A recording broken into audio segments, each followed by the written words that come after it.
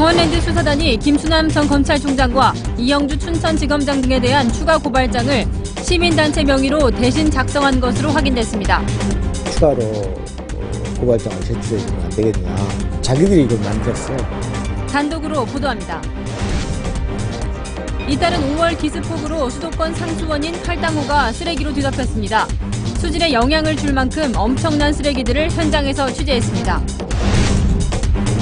인천항에서 발생한 자동차 화물선 화재는 11층 선수에 실렸던 중고차의 엔진 과열 때문인 것으로 추정되고 있습니다.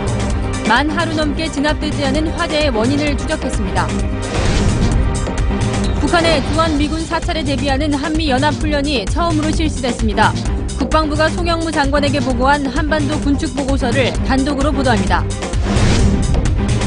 세계 최고 바게트 장인 선발대회를 파리에서 취재했습니다. 전통 바게트의 엄격한 기준과 조리법을 소개합니다. Je suis très content d'avoir remporté ce prix en travaillant pas mal et surtout en mettant de l'amour dans mon métier.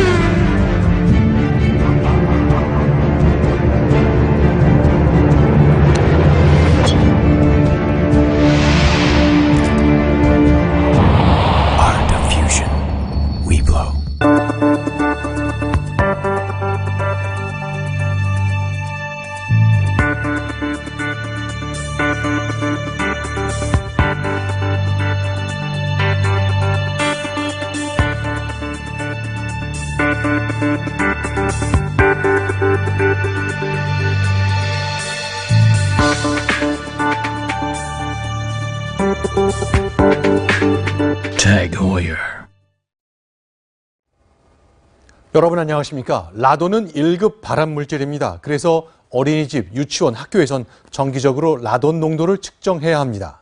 그런데 일부 어린이집에서 엉터리 조사가 진행되는 것이 포착됐습니다. 라돈 수치를 낮춰 기록하거나 아니면 환기를 시킨 직후에 측정한다는 겁니다. 첫 소식 백승우 기자가 취재했습니다.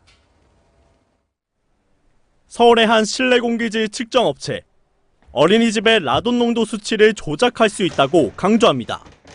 거의 200배나 이렇게 하면 거의 저희가 조금 이렇게 해줄 수는 있어요. 라돈 농도가 200베크렐이 나오더라도 조작을 통해 허용 기준인 148베크렐 이하로 낮춰주겠다는 겁니다. 현행법상 어린이집은 2년에 한 번씩 라돈을 측정해야 합니다. 하지만 일부에선 측정 자체도 제대로 이뤄지지 않은 것으로 전해졌습니다. 사전에 준비를 깨끗하게 다 해주신 다음에 저희가 들어가서 그냥 측정만 진행하면은 그렇게 하면 별 탈 없이 보통 초과가 안 나오시거든요. 더 많이 물어보시긴 하시는데 일단 환기가 최고예요. 환기를 해주셔야 돼요. 어린이집과 측정업체가 사전에 협의를 마치면 라돈 농도 수치를 허용 기준에 맞춰줄 수 있다는 겁니다. 워낙 요즘 부모님들이 너무 이제 예민하고 민감하신 부모님이니까 학부모들은 실망감을 감추지 못합니다. 심장이 쿵 내려앉죠. 신뢰가 사실 좀 무너지는 부분이죠. 반면 환경부는 뚜렷한 대책이 없습니다. 자가 측정을 하니까 그런 문제는 항상 있을 수 있는 것 같아요. 그렇다고 저희가 매번 나가서 할 수는 없으니까. 일부 어린이집과 업체의 눈속임에 어린아이들의 건강이 위협받고 있습니다. 채널A 뉴스 백수입니다. 네, 원자력 안전위원회가 공개한 자료입니다. 라돈이 나오는 방사성 물질을 구입해간 업체들의 이름이죠. 하지만 이 이름 지워져 있고 또 이들이 만들어 팔았다는 일상용품이란 것 무엇인지 공개하지 않았습니다. 이어서 유주은 기자가 보도합니다. 라돈을 방출하는 방사성 물질인 모나자이트를 구입한 업체는 대진침대의 납품업체를 포함해 모두 66곳입니다. 이 가운데 11곳 업체가 우리가 흔히 쓰는 생활 밀착형 제품을 판매하고 있습니다. 원자력 안전위원회는 이들 업체를 대상으로 현장 조사를 벌이고 있습니다. 이를 통해 모나자이트가 쓰인 제품의 용도를 확인하고 라돈 농도와 방사선 피폭량을 측정하고 있는 겁니다. 11개 업체에 대해서 구체적으로 생활가공제품의 모나자이트를 사용했는지 여부를 조사하고 있습니다. 그런데 원안위는 조사가 끝나지 않았다는 이유로 해당 업체들의 이름을 밝히지 않고 있습니다. 어떤 생활제품이 조사 대상인지 모르는 시민들은 불안감을 느끼고 있습니다. 딱 그 침대만 아니라 모든 제품에서 다 나올 수도 있다고 하니까 어떤 제품을 구매하겠는지 그것도 불안한 감이에요. 음이온 나온다는 제품들에 대해서도 구매하기가 굉장히 좀 의심이 많이 되고 좀 꺼려지는 게 사실입니다. 원안위는 수거가 지연되고 있는 대진침대와 관련해선 한 달 안에 모든 수거를 마치겠다고 밝혔습니다. 채널A 뉴스 유주은입니다. 앞서 예고한 대로 지금부터는 강원랜드 채용비리 수사단의 고발장 대필 사건을 집중 보도합니다. 강원랜드 수사단은 얼마 전 문무일 검찰총장의 수사 지휘가 부당하다고 주장해 항명 논란을 일으키기도 했죠. 그랬던 수사단이 고발인이 써야 할 고발장을 대신 써서 접수해 조사를 진행한 사실이 확인됐습니다. 수사의 공정성을 스스로 무너뜨렸다는 지적이 일면서 파장이 더욱 커질 전망입니다. 먼저 윤준호 기자의 단독 보도입니다. 지난 6월 한 시민단체가 경찰에 낸 고발장입니다. 피고발인은 강원랜드 채용비리 의혹에 연루된 권성동, 염동열 자유한국당 의원과 최종원 전 춘천지검장 등 3명입니다. 이후 사건을 넘겨받은 검찰이 강원랜드 수사단은 시민단체 관계자를 고발인 자격으로 불러 조사했는데 이 과정에서 수사관이 추가 고발장을 대신 작성해 접수한 것으로 확인됐습니다. 부탁을 하더라고. 나한테 수사단에서 추가로 고발장을 제출해주면 안 되겠냐. 자기들이 이걸 만들었어. 집으로 돌아가 직접 작성하겠다고 하자 담당 검사가 대신 써주겠다며 설득했다는 겁니다. 오늘 가급적이면 오신 김에 내는 게 어떻겠습니까? 알아서 쓴다고 해가지고 쓴 거야 자기들이. 나는 내용을 모르잖아. 이렇게 수사관이 대필한 추가 고발장은 A4용지 3장 분량. 피고발인은 종전이 3명에서 7명으로 늘었습니다. 수사단은 고발 범위를 명확히 하는 과정이었다고 해명했습니다. 고발인이 모든 의혹을 철저히 수사해달라는 의지를 보임에 따라 당시 언론을 통해 수사 압력 의혹이 제기된 인물들을 추가했다는 겁니다. 고발장을 대필한 데 대해서는 고발인에게 편의를 제공하는 차원이었다고 설명했습니다. 강원랜드 수사단은 지난주 채용비리 사건 수사에 문무일 검찰총장이 제동을 걸었다는 취지의 입장문을 발표해 파문을 일으킨 바 있습니다. 채널A 뉴스 윤준호입니다. 앞서 보신 대로 강원랜드 수사단이 대신 작성한 고발장에는 전현직 검찰 고위 간부의 이름이 추가됐습니다. 이들은 자신의 이름이 들어가게 된 경위에 황당하다는 반응을 보였습니다. 계속해서 신아람 기자입니다. 강원랜드 수사단 관계자가 대필로 작성한 추가 고발장에는 김수남 당시 검찰총장과 이영주 춘천지검장이 피고발인으로 새롭게 등장합니다. 김수남 전 검찰총장은 지난해 강원랜드 수사에 압력을 넣었다는 주장이 제기된 바 있습니다. 당시 최종원 춘천지검장께서 김수남 검찰총장님을 만나고 오셨고요. 제게 내려진 지시는 내일 불구속으로 기소하라고 했습니다. 이영주 춘천지검장은 권성동 염동열 의원의 이름이 적힌 증거 목록을 삭제하라는 압력을 넣었다는 의혹으로 참고인 조사를 받았습니다. 이 지검장은 자신이 피고발인으로 추가된 경위에 대해 전혀 몰랐던 사실이라 당황스럽다고 말했습니다.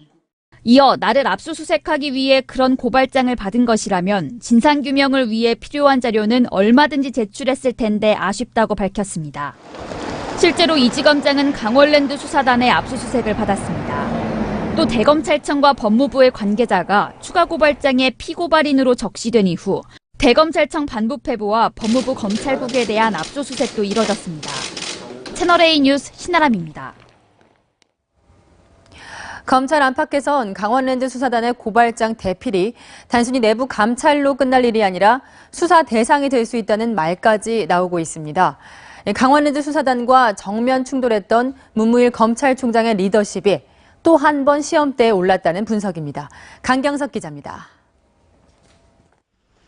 강원랜드 수사단의 이번 고발장 대필 사건에 대해 검찰 내부에선 특정인을 수사하기 위한 직권남용 또는 증거 조작 행위로 볼 수 있다는 해석이 나왔습니다. 법과 양심에 따라 엄정하게 직무를 수행해야 한다는 검사 윤리 강령을 어겼을 뿐만 아니라 형법상 범죄 행위로 볼 수도 있어 수사단 자체가 수사 대상이 될 가능성까지 열어놓은 겁니다. 검찰 고위 간부는 수사기관 스스로 수사의 객관성을 무너뜨리는 행위라고 지적했습니다.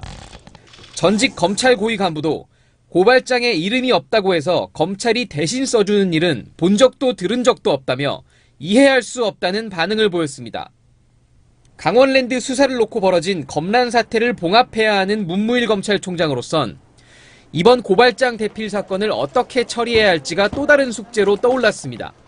검찰 업무가 바르고 투명하게 집행될 수 있도록 책무를 다하겠습니다.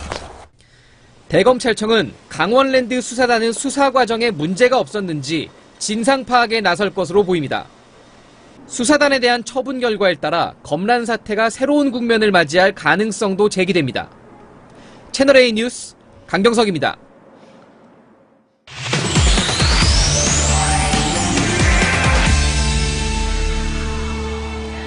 네, 강원랜드 채용 비리 수사단의 고발장 대필 파문, 사회부 배혜림 차장과 뉴스 분석으로 이어가겠습니다. 키워드 먼저 소개해 주시죠. 네, 오늘의 키워드는 초유의 고발장 대필입니다.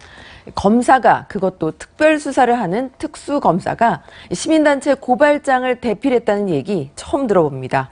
고발장에 이름이 올라가면 피의자가 될 수 있습니다. 시민단체의 고발 내용이 맞는지 확인해야 하는 검사가 피의자를 만든 셈입니다.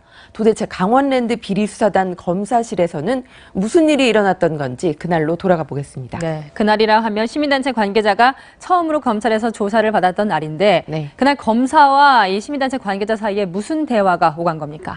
네, 강원랜드 수사단이 출범하고 열흘 남짓 지난 2월 18일 오후 2시부터 5시 사이에 일어난 일입니다.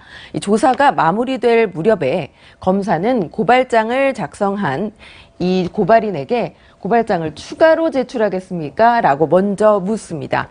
그러자 시민단체 관계자는 네, 제가 다시 작성한 뒤에 제출하겠습니다. 라고 답변을 하는데요. 갑자기 검사가 그러실 것까지 없습니다. 여기서 정리하겠습니다. 라고 말한 뒤에 수사관이 추가 고발장을 직접 작성했다는 게 이 수사단의 설명입니다. 네, 그렇다면 당시 양부남 수사단장을 비롯해서 수뇌부가 이 대필 사실을 알고 있었습니까? 네, 수사단 수뇌부는 채널A가 취재하기 전까지는 전혀 몰랐다고 밝혔습니다. 그러면서도 고발인을 도와준 행동이기 때문에 전혀 문제가 없다고 밝혔는데요. 또 고발인 조사를 마친 뒤에 추가 고발장을 작성하도록 하는 건 검찰의 관행이라고 설명했습니다. 관행이다. 정말 관행이 맞습니까? 네, 제가 보기엔 관행이라고 보기 어려울 것 같습니다. 특히 강원랜드 사건 수사는요, 권력형 비리 수사를 위해서 별도의 특별수사팀을 꾸려진 그렇게 수사하기 시작한 사건입니다. 이 범죄의 단서를 직접 찾아서 조사하는 인지수사를 통해서 의혹을 해결해야 하는데 이 고발인에 기대어서 수사했다 이렇게 해석할 수 있는 대목입니다. 네. 한 특수검사는 이에 대해서 뭐라고 얘기했냐면요.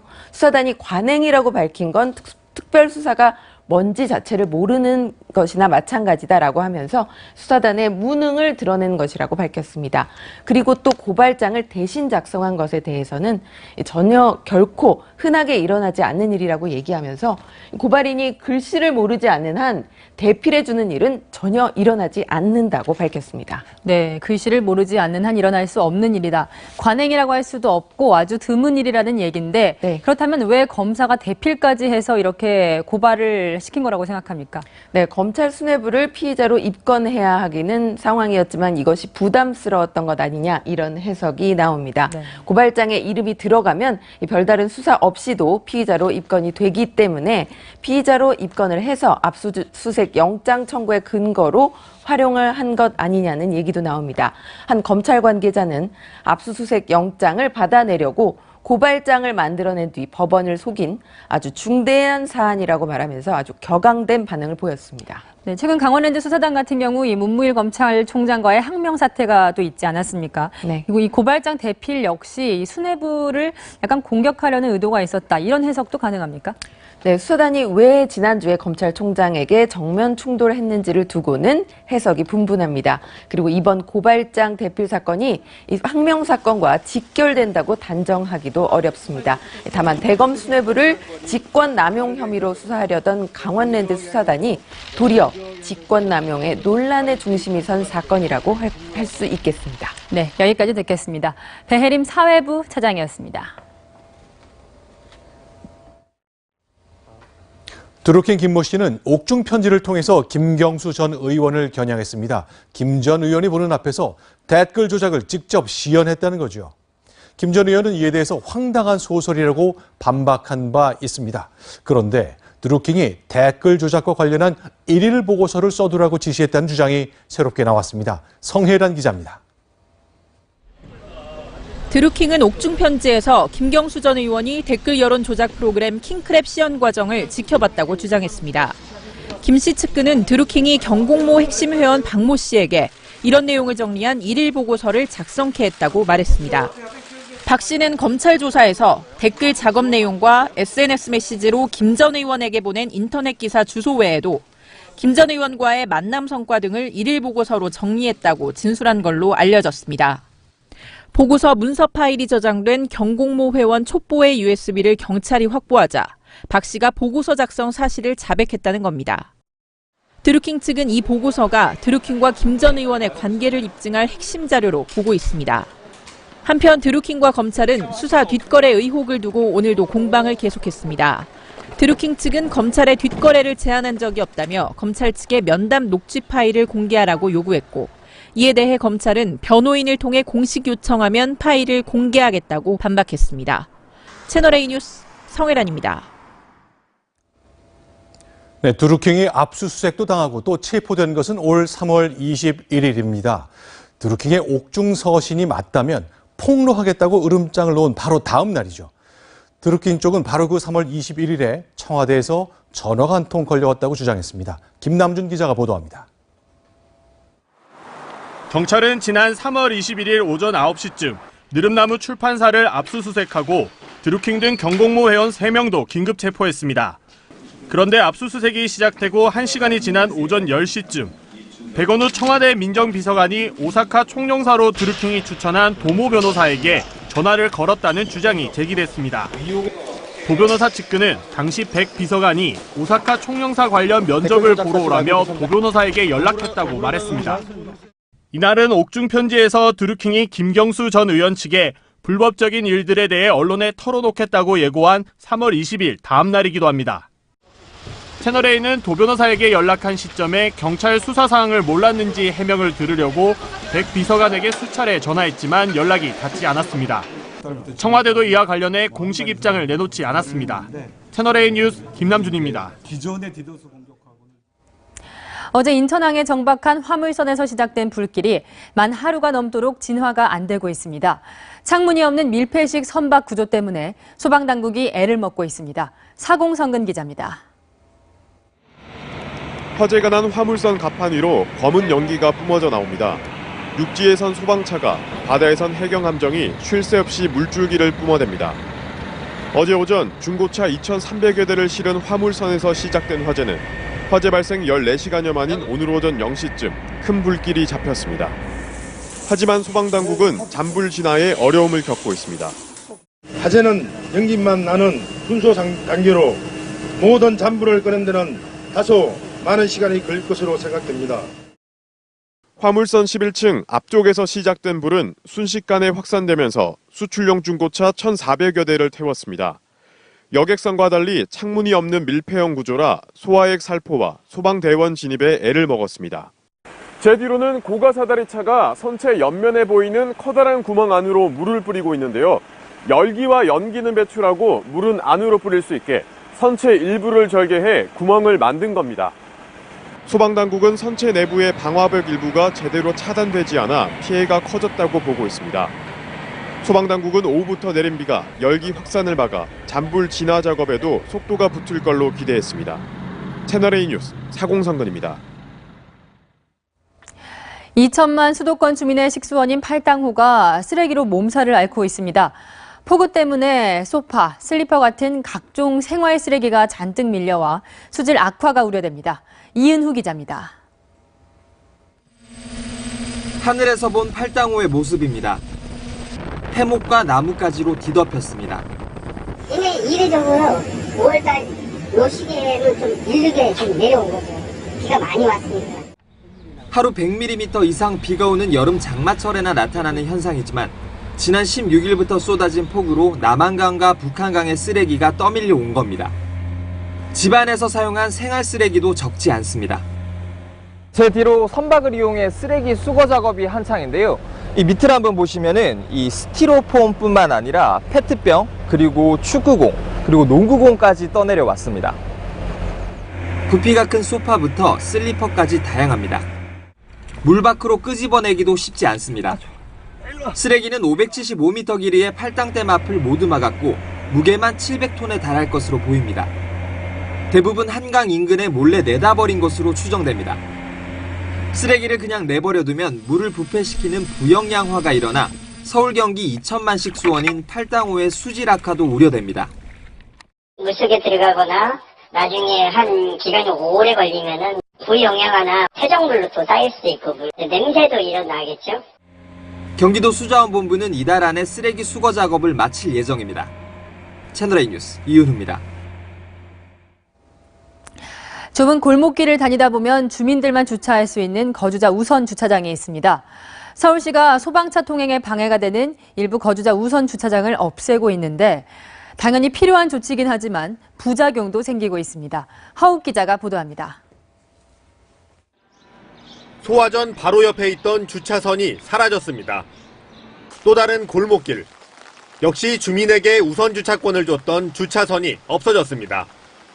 서울시는 소방차 진입에 방해되는 거주자 우선 주차구역 980여 개를 7월까지 없애기로 했습니다.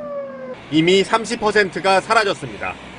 안전 문제가 이제 사회화 문제가 되다 보니까 이번 기회에 이제 정비를 하는 거고 편의가 이제 우선되는 시대는 아닌 것 같고요. 서울의 한 주택 밀집 지역. 주차난 때문에 최근 공영주차장이 문을 열었습니다. 하지만 골목마다 주차된 차량이 빽빽합니다. 공영주차장까지 새로 만들었지만 주택가 밀집 지역에는 여전히 불법 주정차가 계속되고 있는데요. 보시다시피 아예 소방차 진입로 위에 주차를 한 차량도 있습니다. 공영주차장까지 거리가 먼 주민들은 이용을 꺼리기 때문입니다. 걸어가서 내 차를 빼고 내가 볼일 보고 하면 되는데 그게 안 되니까 남의 집 골목길에서 차를 딱 바로 받쳐놓는다고. 공영주차장 규모가 워낙 작은 것도 문제입니다. 접수 못했어요. 20일 날 새벽 5시부터 줄 섰어요. 너무 차 대기가 힘들고 하니까. 생명과 직결된 소방도로는 당연히 확보해야 합니다. 하지만 대안 없이 주차장만 줄이면서 다른 지역에 불법 주차가 발생하는 풍선 효과가 일어나고 있습니다. 채널A 뉴스 허욱입니다. 현재 상조업은 서비스 가입자 500만 명, 고객들이 낸 선수금은 14,000조 원이 넘는 큰 산업입니다. 하지만 일부 업체가 이런저런 이유를 들어 이 계약 해제를 거절하는 등 꼼수를 부리고 있다는데요. 이럴 땐 어떻게 해야 하는지 김현지 기자가 전해드립니다. 가입자 5만 명인 A상조에 가입한 강훈희 씨. 매달 2만 원 가까운 금액을 10년 넘게 납입해왔습니다. 강 씨는 올해 4월 계약을 해지하려다 접수조차 거부당했습니다. 이 업체가 다른 기관과 소송을 진행 중이라며 접수를 거부한 겁니다. 자신과 아무런 관련 없는 소송 탓에 피해를 본 강 씨는 억울함을 호소합니다. 이제 믿고 10년 동안 뭐 전화도 거의 안 했거든요. 이렇게 이제 또 문제가 생기니까 또 불안하기도 하고 또 좀 배신감도 좀 느끼고 그렇습니다. 공정거래위원회는 부당하게 계약 해제를 거부해온 상조업체 2곳을 적발해 검찰에 고발할 계획이라고 밝혔습니다. 업체가 계약 해제를 피하는 이유는 폐업할 경우 소비자의 계약 해제 신청 여부에 따라 보상액이 다르기 때문입니다. 소비자가 계약 해제를 신청한 경우엔 납입금액 85%를 돌려줘야 하지만 신청을 안 하면 50%만 돌려줍니다. 그렇다면 어떻게 해야 할까요? 상조업체가 어떠한 이유로든 계약의 해제를 거부할 경우 관련 서식을 작성해서 내용 증명을 발송하는 등 자신의 계약 해제 의사표시를 업체 측에 통보하고 현재 상조업계는 폐업 등 구조조정 바람이 불고 있습니다. 소비자의 각별한 주의가 더욱 필요한 때입니다. 채널A 뉴스 김현지입니다. 아파트 소음 문제가 살인 사건으로 이어졌습니다. 오늘 새벽 부산의 한 아파트 1층에 사는 40대 주민이 아파트 입구에 있던 다른 남성을 흉기로 찔렀습니다. 택시를 기다리며 시끄럽게 떠든다는 이유였습니다. 배영진 기자입니다. 아파트 입구에 순찰차가 도착합니다. 직접 112에 연락한 신고자가 다급하게 소리칩니다.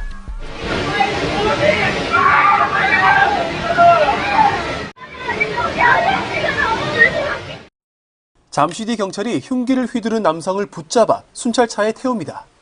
주민 대부분이 잠들어 있던 새벽 2시쯤 아파트 주민 41살 이모 씨와 다른 사람들 사이에 다툼이 벌어졌습니다. 19층에 사는 30대 남성이 지인들과 택시를 기다리며 소음을 낸다는 이유였습니다. 1층에 살던 이 씨는 아파트 입구에서 피해자가 떠든다는 이유로 다투다 집에 있던 흉기를 가져와 휘둘렀습니다. 옆구리를 찔린 30대 남성은 병원으로 옮겨졌지만 숨졌습니다. 폭력 사람들 좀 많은 것 같아요. 사사 시비가 될 수가 있는데 피해자는 느끼기나 이거 사소하게 큰 거가 아닌데 일반적으로 대화를 하는 건데. 피해자가 지인들과 대화를 나눈 시간은 5에서 10분 정도인 걸로 알려졌습니다.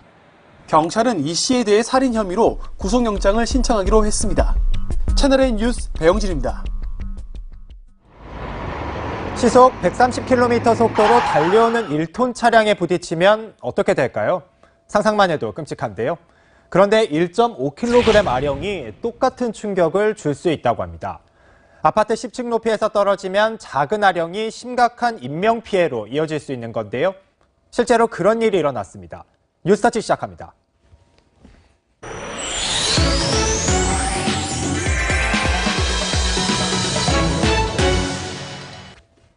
경기도 평택에 있는 아파트 단지입니다. 사흘 전 이 아파트에서 갑자기 아령 2개가 떨어졌고 50대 여성이 아령에 맞아 쇄골과 갈비뼈가 부러졌습니다. 제가 지금 서 있는 이곳이 사건 현장인데요. 저 위에서 아래로 아령이 떨어지면서 보시는 것처럼 바닥이 움푹 패이고 깨져 있습니다. 경찰이 조사해보니 아파트 10층에 사는 7살 여자아이로 인해 생긴 일이었습니다. 그 아령을 만지고 그 창문가에다 놔뒀는데 쿵 하는 소리를 툭 듣고 보니까 아령이 떨어져 있더라. 아이는 아령을 일부러 던지지는 않았다고 주장하고 있습니다. 불과 하루 뒤 충남 천안에서도 비슷한 일이 있었습니다. 최근 새로 조성된 아파트 단지인데요. 그제 오후 5시쯤 20대 남성은 입주 청소를 마치고 밖에서 잠시 쉬고 있었습니다. 그런데 하늘에서 뭔가 떨어지길래 자세히 봤는데요. 다름 아닌 25cm 길이의 칼이었습니다. 신문은 안 나왔고 손잡이에서 유전자가 검출돼가지고 그걸 국가세에 월요일에 감정을 했습니다. 새 아파트라서 해당 건물에는 7가구만 입주해 있는데 경찰은 7가구를 상대로 탐문 조사를 하고 있습니다. 아파트 물건 투척 사건은 잊을만 하면 반복되고 있죠. 2015년에는 이른바 캣맘 사건입니다. 옥상에서 떨어진 벽돌을 맞고 50대 여성이 숨지는 사고가 있었습니다. 지난해 10월 의왕에서는 아파트 21층에서 감자가 떨어지는 사고도 있었습니다. 이런 일이 반복되자 이제는 아파트에서도 하늘을 보며 걸어야 하는 게 아니냐는 말이 나올 정도로 불안감이 커지고 있습니다. 지나가다가 제가 또 맞을까 좀 불안하고 그렇기도 하고 하다가 차도 떨어질 거나 사람 지나가다 또 맞을까 봐 걱정도 되고 그래요. 아파트 투척 사고는 고의성이 없더라도 상해죄는 물론 살인 미수죄로도 처벌받을 수 있습니다. 따라서 아파트 베란다 밖에 화분이나 무거운 물건을 올려놓는 것은 금물입니다. 뉴스터치였습니다. 평생 소탈한 삶을 살았던 고 구본무 LG그룹 회장이 오늘 자연으로 돌아갔습니다. 발인식에는 유족과 부회장단만 참석했는데요. 숲을 가꾸는 것을 좋아했던 고인의 뜻에 따라 장례는 화장 뒤 경기 곤지암 인근에서 수목장으로 진행됐습니다. 재벌 가운데 이례적으로 나무 한 그루 밑에서 소박하게 영면에 들었는데요. 우리 국민의 장례의식도 변해 수목장 선호도가 납고를 넘어섰습니다. 김진 기자입니다. 경기도의 한 수목장, 2만 7천 제곱미터의 넓은 공간에 총 400그루가 넘는 나무가 자라고 있습니다. 고인의 유골을 나무 밑에 묻어두는 방식으로 봉분이나 별도의 납골당 없이 자연을 훼손하지 않고 유골을 안치할 수 있습니다. 제 옆에 있는 소나무 밑에는 12분의 유골이 묻혀 있습니다. 나무 명패와 주변 나무들이 어우러져 있어 성묘객들은 숲속에서 고인을 추모합니다. 저희 아버지가 살아계실 때 늘 자연으로 돌아가시기를 바라셨고 가족들이랑 한 번씩 오면은 공기도 좋고 앞으로 우리나라 장례 문화도 수목장으로 점차 확대됐으면 하는 바람이 좀 있습니다. 국민의식이 변하면서 5명 가운데 4명이 화장을 선택했고 수목장 선호도는 납골과 봉분이 없는 형태인 평장 등을 넘어섰습니다. 하지만 현재 국공립 수목장은 전국에 5곳에 불과해 턱없이 부족하고 가장 큰 국립 수목장도 추모목의 60% 정도가 분양돼 지금 추세라면 3년 뒤 자리가 없습니다. 정부는 숲속에서 야영할 수 있는 캠핑장과 가족공원을 함께 운영하는 방식의 수목장을 추가 조성하는 방안을 계획하고 있습니다. 채널A 뉴스 김진입니다.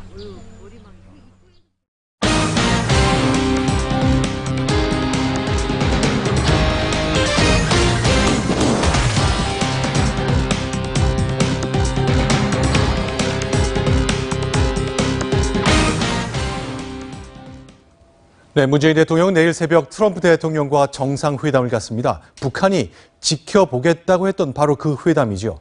청와대는 싱가포르 북미 회담은 99.9% 열린다고 자신했습니다. 워싱턴에서 최재원 기자입니다. 조미순의 상봉의 운명에 대해 심사숙고해야 할 것이다. 우리는 미국과 남조선 당국의 차후 태도를 예리하게 지켜볼 것이다. 북한의 위협이 계속되고 있지만 북미 정상회담은 예정대로 진행될 거란 게 청와대의 생각입니다. 정의용 국가안보실장은 워싱턴으로 가는 비행기에서 기자 간담회를 갖고 북미 정상회담은 99.9% 성사된 것이라고 강조했습니다. 다만 여러 가능성을 대비하고 있을 뿐이며 북한의 입장에서 이해하려 노력 중이라고 설명했습니다. 문재인 대통령은 우리 시간으로 내일 새벽 1시 이곳 백악관에서 트럼프 대통령과 단독 정상회담을 갖습니다. 배석자 없이 통역만 참석한 가운데 북미 정상회담의 성공적 개최와 북미 간 합의 이행 방안에 대해 솔직한 논의를 할 예정입니다. 청와대 관계자는 정상회담 결과에 대한 공동 합의문이나 언론 발표문은 없을 거라고 설명했습니다. 문 대통령은 정상회담 이후 대한제국공사관 재개관 행사에 참석한 뒤 바로 귀국길에 오릅니다. 워싱턴에서 채널A 뉴스 최재원입니다. 트럼프 행정부의 2인자인 펜스 부통령이 김정은을 향해 경고했습니다. 트럼프 대통령에게 장난칠 수 있다고 생각한다면 큰 실수라고 한 겁니다. 박영 특파원이 전해드립니다. 펜스 부통령의 발언은 강력한 대북 경고에 가깝습니다. It would be a great mistake for Kim Jong-un to think he could play Donald Trump. So clearly the president's still willing to walk away. Well, there's no question, but look, it's we hope for better.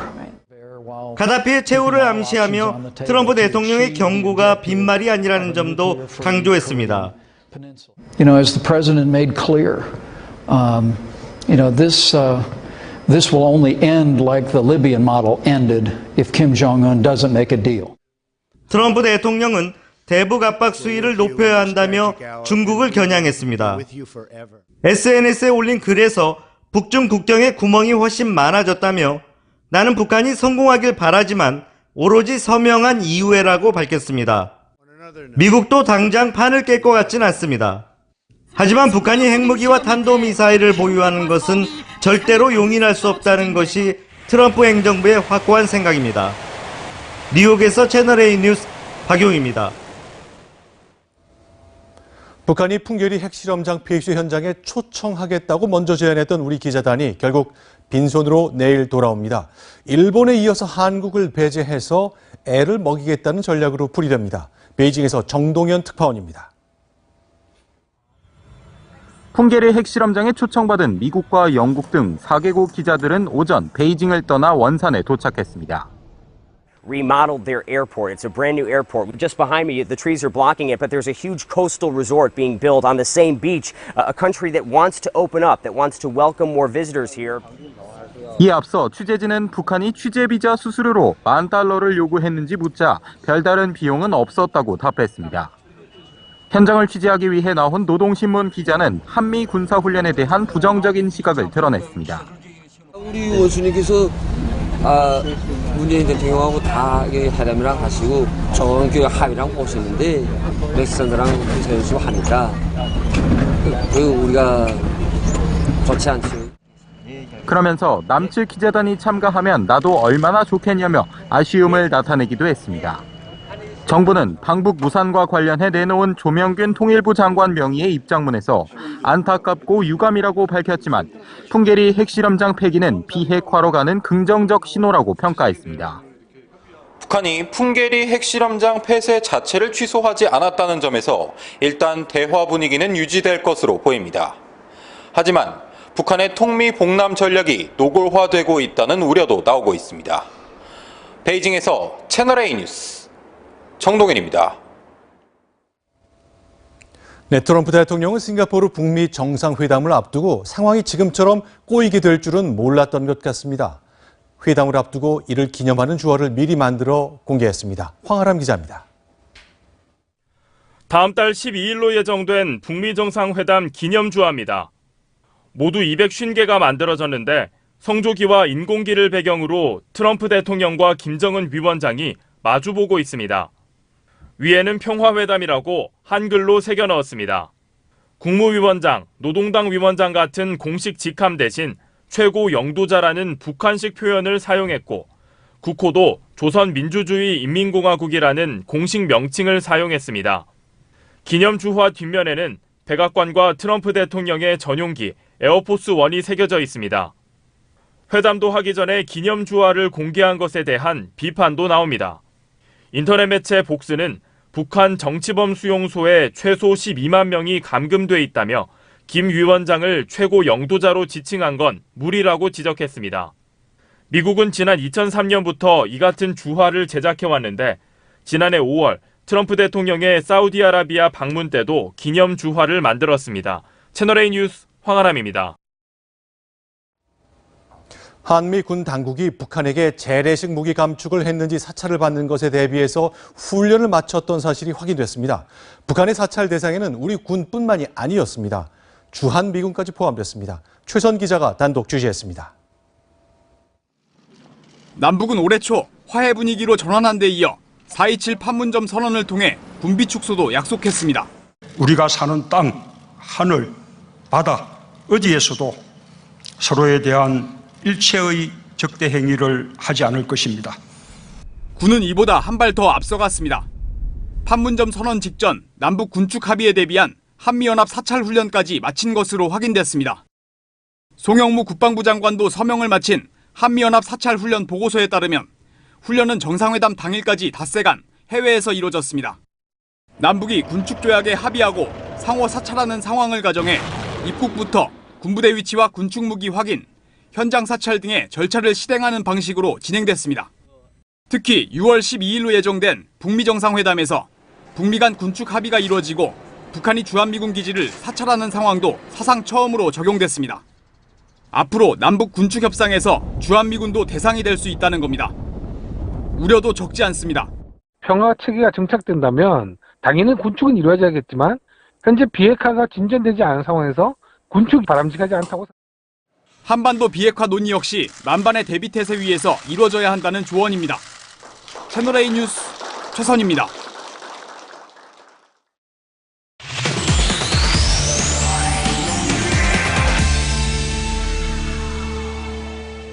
네, 뉴스 분석 김성진 차장과 함께합니다. 오늘의 분석 키워드는 뭔가요? 네, 오늘의 키워드 바로 숨바꼭질입니다. 앞서 보신 것처럼 판문점 선언 때 남북은 단계적 군축을 명시했습니다.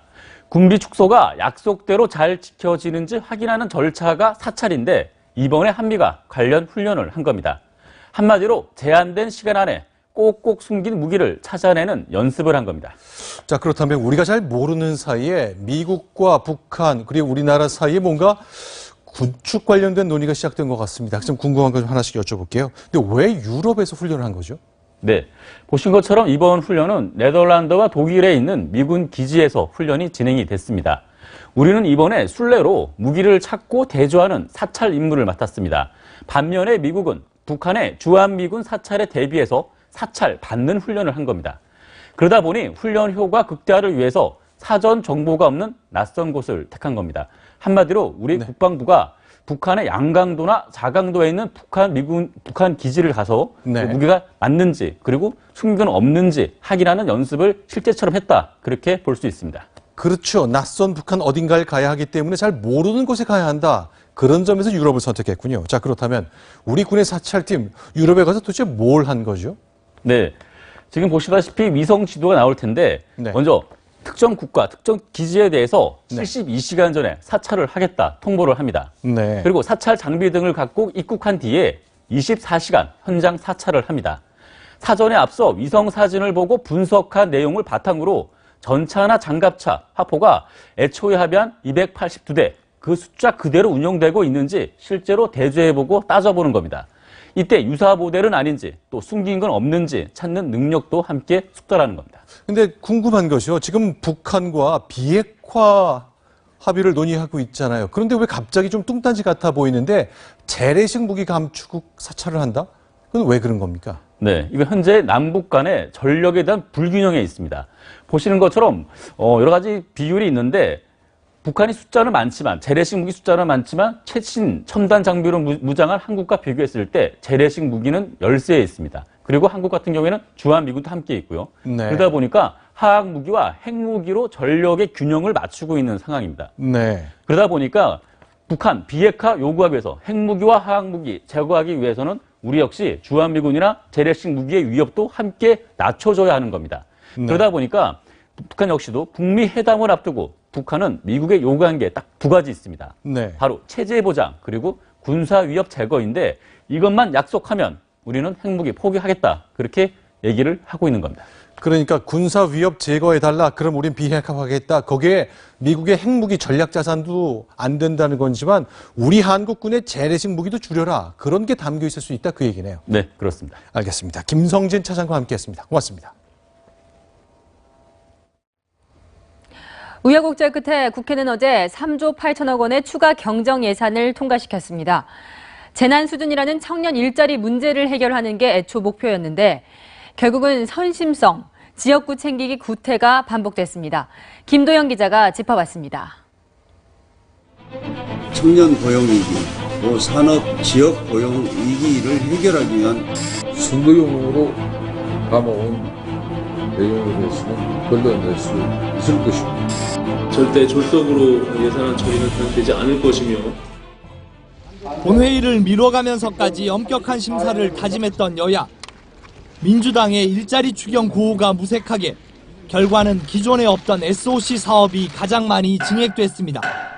한국당은 세금 퍼주기가 아닌 꼭 필요한 예산만 반영하겠다고 으름장을 놨지만 시급한 예산으로 경로당 공기청정기 설치 등을 내세웠습니다. 캐스팅 보트 역할을 하며 몸값을 올린 바른미래당과 민주평화당 예결위 간사들은 지역구 예산을 따로 챙겼습니다. 의원들 스스로도 졸속이었다는 자조 섞인 반성이 나왔습니다. 번갯불에 콩 튀어 먹듯이 국민 앞에요. 죄송할 뿐입니다. 6.13 지방선거를 앞두고 표를 의식한 여야가 졸속 끼워넣기 구태를 어김없이 반복했습니다. 채널A 뉴스 김도형입니다. 네, 이번 지방선거에는 가족 단위 출마자들도 있습니다. 한 가족 세 사람이 한 정당, 같은 정당 후보로 뛰는가 하면 한 가족 세 사람이 제각각 다른 정당의 옷을 입고 나선 경우도 있습니다. 안건우 기자가 이들을 만났습니다. 노란 점퍼를 맞춰 입고 나란히 인사하는 정세영, 홍청숙 부부. 안녕하세요. 예, 인사 한번 드리겠습니다. 결혼 30년 동안 어딜 가든 꼭 함께입니다. 충북 청주 지방선거에도 함께 나섰습니다. 남편은 청주시장에, 아내는 청주시 의원에 도전장을 던졌습니다. 같은 날, 이들 부부에 따른 서울 강남의 시장 거리를 누빕니다. 강남구 의원에 출마한 정민희 후보입니다. 할아버지의 계기가 시작이 되어서 이제 아버지 그리고 결혼하신 어머니 그리고 저까지 좀 피를 물려받은 게 아닌가. 출마 분야와 지역은 다르지만 한 정당 후보로 서로를 다독입니다. 험지인 강남에서 애쓰고 있는 딸에게 응원을 보낸다. 정민이 화이팅! 경기 고양시 의원에 도전하는 정의당 박한기 후보. 아버지는 바른미래당의 서울 용산구청장 후보로 나섰고 매형은 더불어민주당의 경기 안성시장 후보에 도전했던 이색 가족력을 자랑합니다. 정치적인 성향에 대해서 다르다는 것을 충분히 인정을 해주시고 존중을 해주셔서 정치가 가업이 된 후보들. 이번 지방선거에서 동반 당선으로 가문의 영광을 이룰 수 있을지 관심이 모입니다. 채널A 뉴스 안동입니다. 네, 오늘은 부처님 오신 날입니다. 정치권은 한 목소리로 갈등을 치유하고 화합을 위해 앞장서겠다고 외쳤습니다. 하지만 이런 휴전 잠시였습니다. 김철웅 기자가 보도합니다. 서울시장에 출마한 새 후보가 각 당을 상징하는 넥타이를 메고 불심 잡기에 나섰습니다. 웃으며 인사했지만 행사가 끝나자마자 신경전을 벌였습니다. 김문수 한국당 후보는 단일화 가능성을 열어놨지만 안철수 바른미래당 후보는 자신이 야권 대표 선수라고 응수했습니다. 박원순 민주당 후보는 정략적으론 표를 얻을 수 없다고 두 사람을 싸잡아 비판했습니다.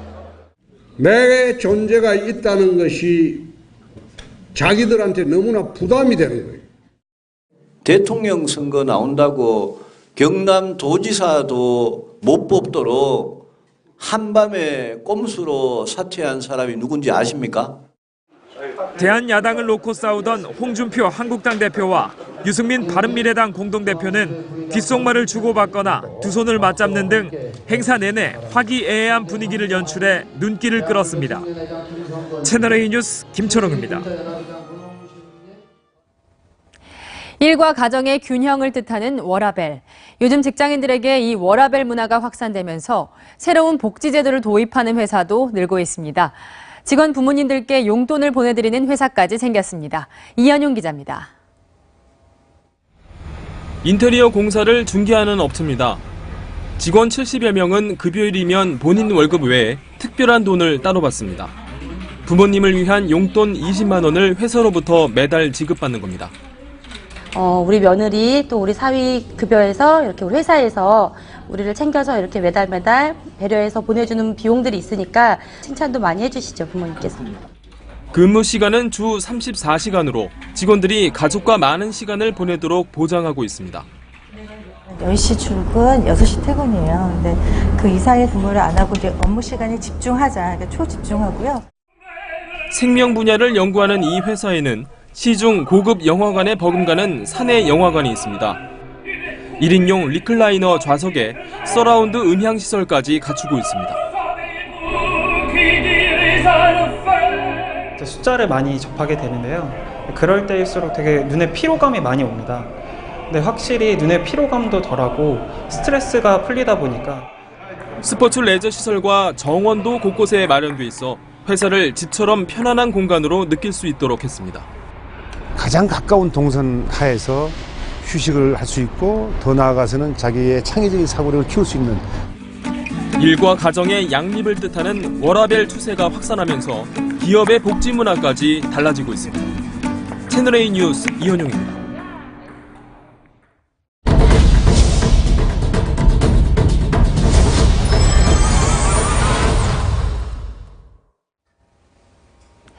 미식의 나라 프랑스 음식의 기본 하면 무엇이 떠오르십니까? 프랑스인들은 대부분 빵 바게트를 떠올린다는데요. 프랑스에서 가장 맛있는 전통 바게트를 뽑는 현장에 다녀왔습니다. 동정민 특파원의 더 넓은 뉴스입니다. 파리 상징 노트르담 성당 앞 광장. 이른 아침부터 제빵사들의 손놀림이 분주합니다. 프랑스 최고의 전통 바게트를 뽑는 경연장입니다. C'est une longue fermentation en froid masse en fait. Donc moi je fais la pâte un jour avant où on la laisse bien au froid et pourquoi pas gagner. 프랑스는 1993년부터 엄격한 기준을 정해 전통 바게트 만드는 법을 준수하도록 하고 있습니다. 물과 소금, 밀가루 외에는 어떤 첨가물도 넣지 않아야 하고 길이는 50cm, 무게는 250g을 넘으면 안 됩니다.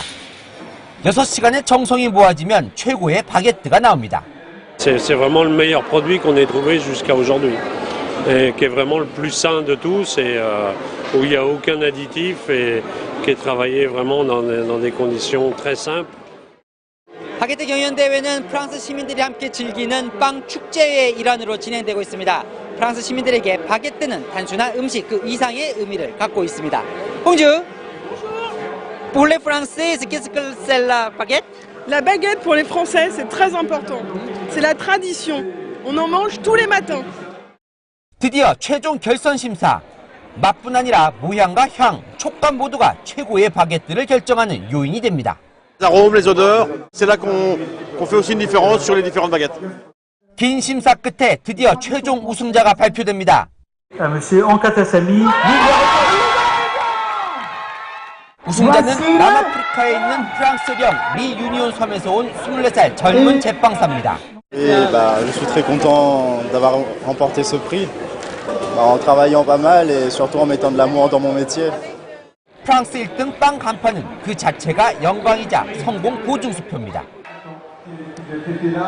프랑스 전국에서 가장 맛있는 바게트로 선정된 빵입니다. 제가 한번 먹어보겠습니다. 겉은 아주 바삭바삭하고요. 속은 촉촉합니다. 맛있습니다.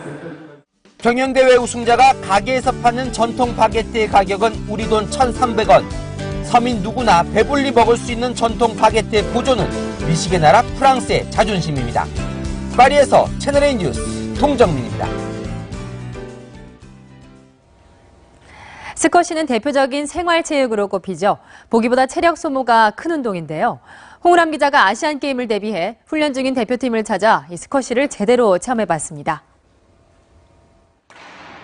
사방이 벽인 좁은 공간에서 큰 파열음과 함께 아슬아슬한 랠리가 펼쳐집니다. 탁구공만한 공을 시속 50km 속도로 치고받는 스쿼시입니다. 진천 선수촌에 전용 경기장이 마련되면서 떠돌이 생활을 끝낸 스쿼시 대표팀.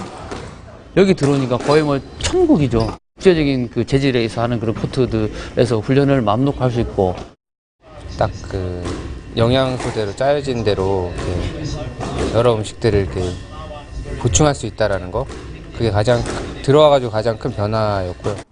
과학적인 경기력 향상 지원까지 받고 아시안 게임 준비가 즐겁습니다. 어제랑 오늘 비교했었을 때 전반적으로 타이밍들은 오늘이 훨씬 더 빠르고. 스쿼시는 분당 15kcal 이상이 소모될 정도로 격렬합니다. 의기양양하게 라켓을 잡은 기자. 국가대표가 보는 앞에서 진땀을 흘리다 30분 만에 쓰러졌습니다. 땀이 너무 많이 흘리세요. 그러니까 평소에 선수들은 좀 얼마나 좀 훈련을 하세요? 스쿼시 훈련만? 스쿼시는 보통 한 2시간 정도. 터질 듯 밀려오는 심박수와 경기의 박진감은 테니스 이상입니다. 개인전이나 단체전에서 메달을 꼭 따고 싶어요. 국위 선양해야죠. 국가대표가 됐는데. 짧은 시간 최대 운동 효과에 보는 재미까지 기대한다면 1순위로 추천할 만합니다. 채널A 뉴스 홍우람입니다. 마블의 영화 어벤져스 3가 1,000만 관객을 돌파하며 흥행 돌풍을 일으켰는데요. 이번엔 마블의 또 다른 영화 데드풀 2가 극장가를 점령했습니다. 개봉 일주일도 안 돼 200만 관객을 돌파했는데요. 마블 영화의 흥행 비결을 김혜지 기자가 짚어봤습니다. 코믹한 성격으로 무장한 데드풀. 악당과의 혈투에서도 농담을 내뱉는 거침없는 입담이 관객을 사로잡습니다. Your bullets, they're really fast. 청소년 관람 불가 등급임에도 개봉 6일 만에 200만 관객을 돌파했습니다. 1,000만 관객 고지를 넘은 어벤져스 3에 이어 마블 코믹스 만화를 원작으로 한 이른바 마블 영화들이 극장가를 접수한 겁니다. 마블 영화는 웬만한 거는 이제 다 봤고 오늘 이제 데드풀 2도 이제 보러 이제 왔습니다. 마블 캐릭터들이 너무 멋있고 눈이 되게 호강한다. 영화 속 악당을 무찌르는 영웅들의 활약은 관객들에게 대리만족을 선사합니다. B급 농담 같은 코드들도 지금 한국 영화들에선 거의 찾아볼 수 없는, 좀 고민하지 않고 선택하게 되는 양상도 있는 것 같고요. 배우와 제작진이 직접 한국을 찾고 촬영하며 공을 들이는 것도 또 하나의 흥행 요인입니다. I love Seoul, Korea. I'm so happy to be here. 최근 10년간 한국에서 무려 19편을 개봉하며 국내 팬들에게 다가선 마블 영화. 이젠 단순한 외국 영화가 아니라 하나의 문화 현상으로 자리 잡고 있습니다. 채널A 뉴스 김예지입니다. 6.13 지방선거가 한 달도 채 안 남았습니다. 채널A는 우리 동네 일꾼을 뽑는 이번 지방선거에서 유권자들이 바라는 정책을 연속으로 들어보고 있습니다. 오늘은 김민지 기자가 전국의 20대, 30대, 그리고 40대의 목소리를 들어봤습니다.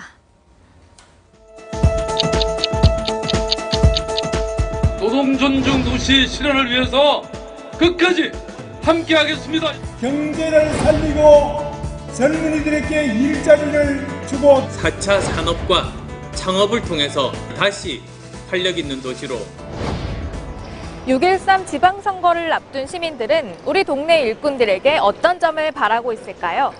한국 매니페스토 실천본부가 조사한 결과 20대는 일자리 창출을 가장 시급하다고 꼽았습니다. 30, 40대는 부정부패 척결을 1순위로 꼽았지만 30대는 그 다음으로 일자리 문제와 저출산 대책을 꼽았고 40대는 공교육 강화와 사교육비 절감 문제를 해결해달라고 요구했습니다. 유권자들의 목소리를 직접 들어봤습니다.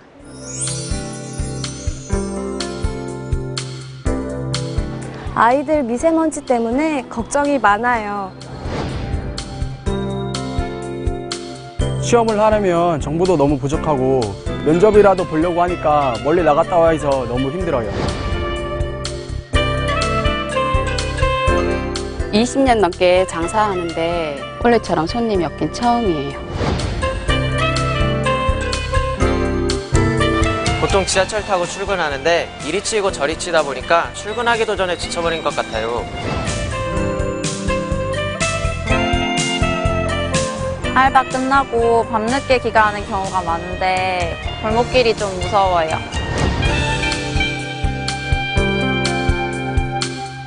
자주 운동하러 오는 곳인데 주변 물이 깨끗하지 않아요.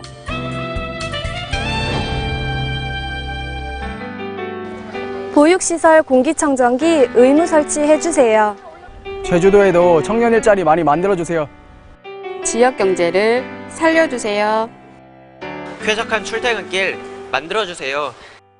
여성 안전 비갓길 늘려주세요. 극락강을 살려주세요. 우리 동네를 바꿔주세요. 채널A 뉴스 김민지입니다.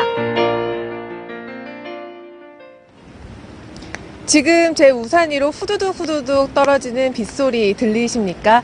오전부터 계속해서 비가 추적추적 내리고 있습니다. 지금은 중부지방을 중심으로 약하게 비가 내리고 있는데 비는 내일 오전까지 이어지니까요. 밤사이 이동하신다면 더욱더 조심해서 이동하셔야겠습니다.